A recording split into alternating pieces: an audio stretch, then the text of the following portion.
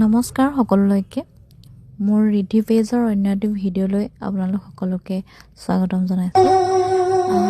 অসমৰ সৰ্বোত্তম মহাপুৰুষ শ্ৰীমন্ত শংকৰদেৱৰ অনুপম সৃষ্টি অংকীয়া নাট আৰু অংকীয়া নাটৰ অভিনয়কে আচলতে ভাওনা বুলি কোৱা হয়।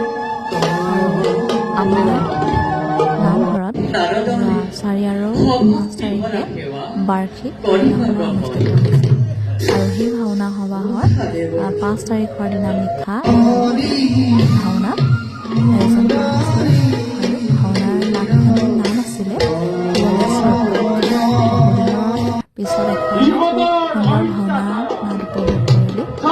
লগতে তাৰে কেইটামান দৃশ্য আপোনালোকলৈ বুলি শ্বেয়াৰ কৰিলোঁ।